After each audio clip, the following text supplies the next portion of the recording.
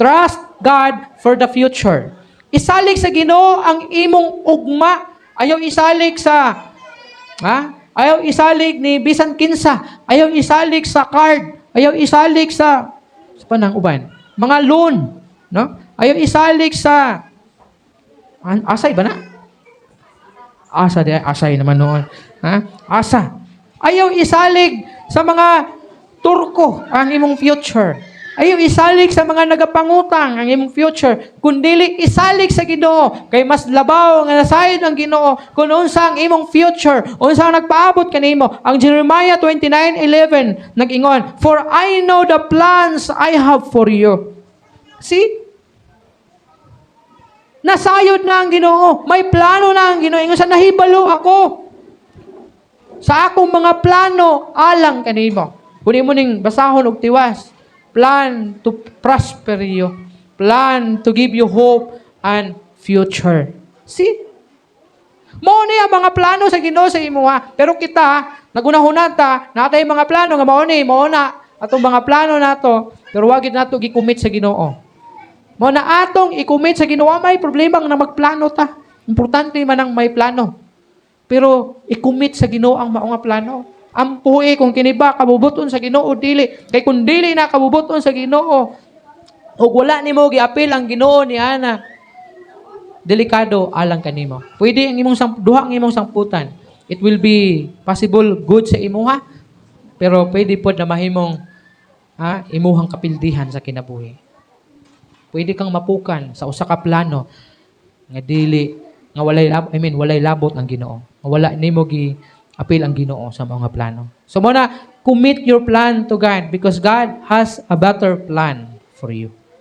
Mas adunay anindot na plano ang Ginoo sa imong kinabuhi. In Psalms 37:5 nag-ingon, "Commit your way to the Lord." Itugyan ang tanan nimong mga dalan pamaagi diha sa Ginoo.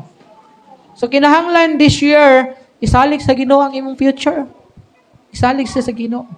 Remember, ang usa ka bata nga mulabang sa usa ka ngit-ngit nga kalsada, dili siya mahadlok kung nahibalo siya nga gihawiran siya sa iyahang tatay o sa iyang mama. Buot pa sabot, security is not in the road, but in who holds tomorrow. In the one who holds our hand. Mao ang Ginoo. Manang i-commit nato sa Ginoo. Kay mas maayo nga mugunit ta o magpagunit ta sa atong kamot diha sa Ginoo.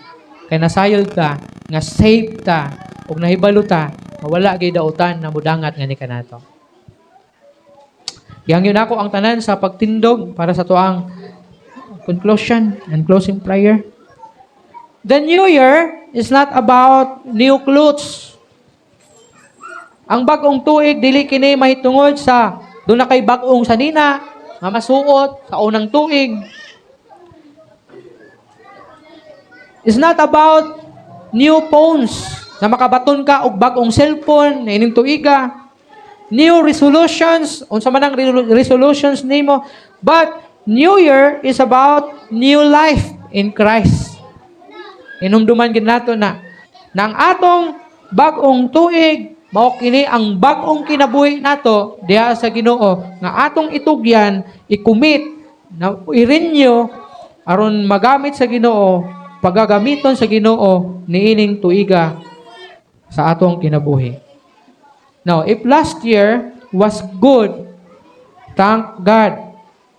If last year was painful, trust God. If last year was sinful, repent and return to God. Hinulsuli o balik sa Ginoo.